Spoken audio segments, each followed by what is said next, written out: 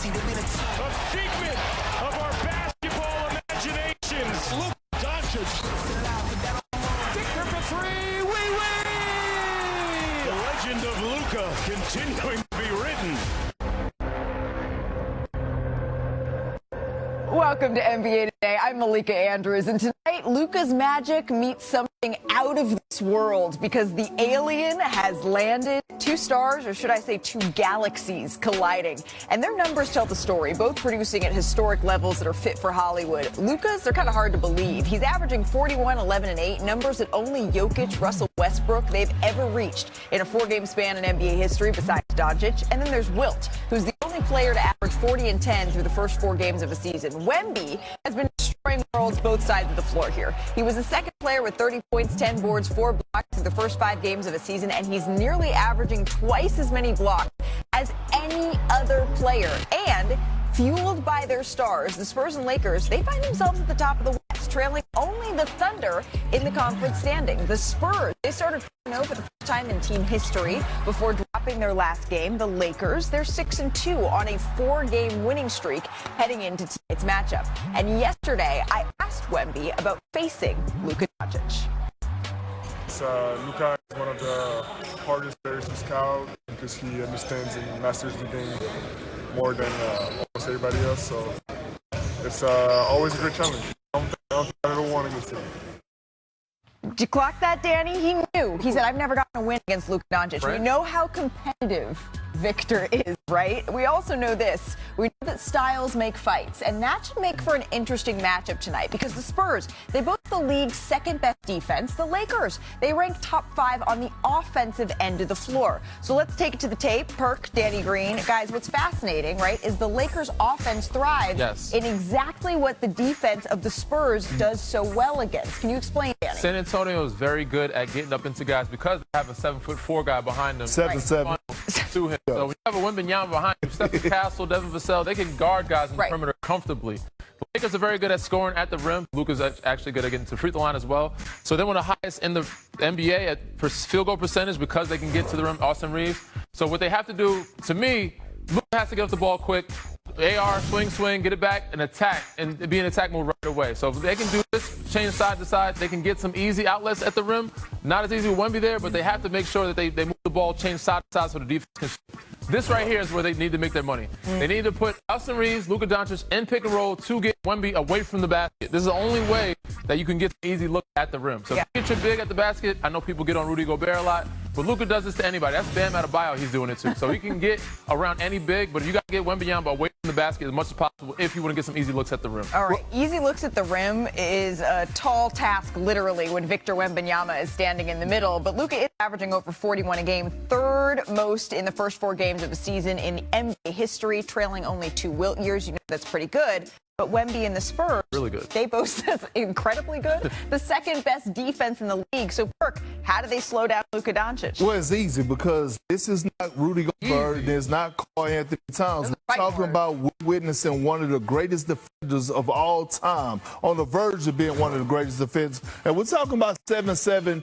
Victor. Look at this possession. First of all, he know who he's going. He's sagging off. Look at this. Look at the activity. The drop coverage, active hands, getting back, taking off the lob, and then the activity on the ball, right? And then he knows that this guy is a non-shooter, so he's giving space down, and all of a sudden they get clearing the board. This is clogging up the paint, stopping drives, right? We know he leads the league in shot blocking, but the other areas is teams are intimidating. He's intimidating teams from driving the basketball. Yeah. I mean, it's going to be a big DeAndre Ayton night tonight as well. He has to do a better job of trying to bring Victor away from be a threat from the perimeter.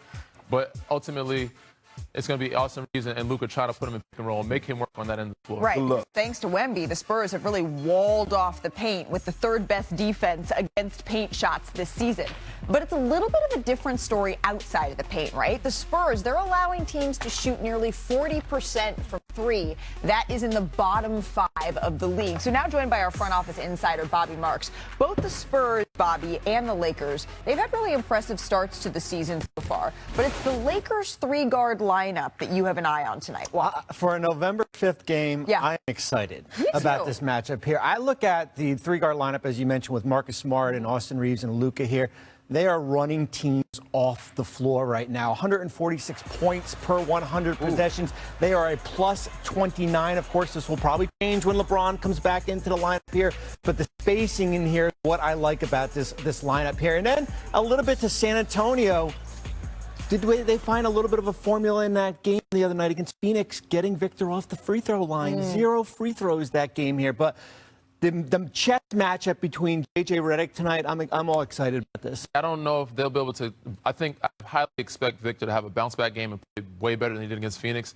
But if Lakers want a chance to win, they do have to push the pace. And I have to give a lot of credit to the young guys. Jake LaRavia is showing up. I said Marcus Smart, Rui Hachimura, they're playing well. But, they got to do a good job of trying to set with Victor Wembanyama. They got to get him away from the basket as much as possible. They got to put him in pick and roll, make him work defensively as much as possible. But again, the Lakers have done a great job. I'm going to give a lot of credit to J.J. Redick and those younger guys that have shown up, Jake LaRavia and Marcus Smart and Nick Jr. Yeah, hitting some shots. To win a game against Portland with Luka and AR resting is a big win for them.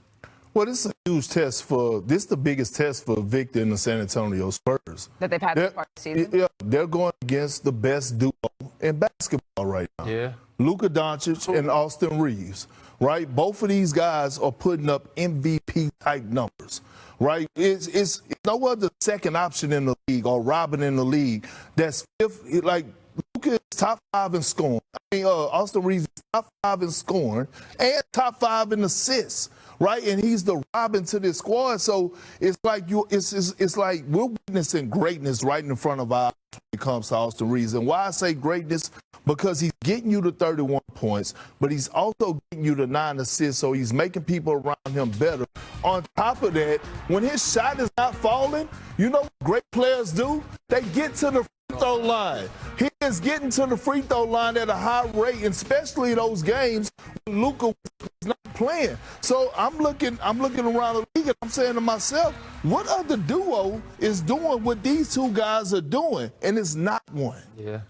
I remember when I was on a show 2 weeks ago when I said, did they have enough offense? And Perk was like, oh. He looked at me like, what? And what happened was, in the Miami game, 21 assists between the two players. Making other players around you better. Marcus Smart, Rui Hachimura, Jackson Hayes. They made Jackson Hayes look like a young Kenyon Martin the other day. So it's about the ability to kind of spread the basketball and around. the fact that I didn't think they could play fast. I know things will change when LeBron gets back. Right. But the fact that they're pushing the pace and running with Miami, because Miami's trying to outrun people. They were able to keep up, not only keep up, but beat Miami and play their style of play. And we are rapidly approaching the date that LeBron James, we've been circling that early to mid-November, that LeBron James could be reevaluated and start to inch back towards being available to play and make his season debut for the Los Angeles Lakers. We're getting closer and closer to that time. But I can tell you, I was at the San Antonio Spurs practice yesterday. We heard the clip of Victor Wembanyama immediately being able to call up, I've never beaten Luka in my career. It reminds me of Chris Paul. He had a list of all of the guys, all of the teams he'd never beat. And after games, he would come and say, I got another one. That's the type of competitive mindset that Victor has. He puts on a show when he is here in Hollywood. But tonight's game, it's in Los Angeles. And Luka, Wemby, he's always talked about that feeling of wanting to play against the Lakers, what it's like for the first time. Talked about that his rookie year. But the Spurs now, they're on a mission to cultivate a new identity, and it's centered around their young superstar. And it means creating an electric atmosphere with fans. And they've gotten a pretty interesting way that they're going about this. It's delightful, actually. They've held tryouts, and Wemby is the judge. What's going to make people stand out? I got here at 5 a.m. Love, of course. So let's go, Spurs, go! Wembanyama, Wembanyama. Dedication. Loyalty. Appreciate time. Looks like you got what you wanted. Yeah! We're creating a new supporters section in the First Bank Center. If this group of ultras reaches its full potential, I have no doubt that it's going to help us win games in the future for sure.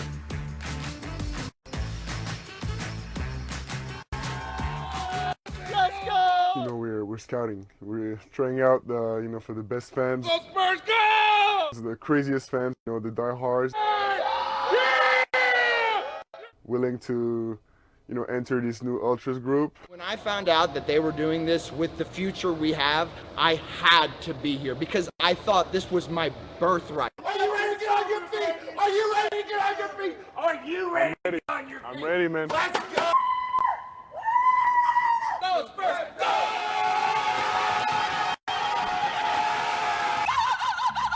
I love it. It looks like you're ready to like start trance. I didn't even ask for nothing. You had like ideas and stuff. I love your energy. I'm gonna need you to bark.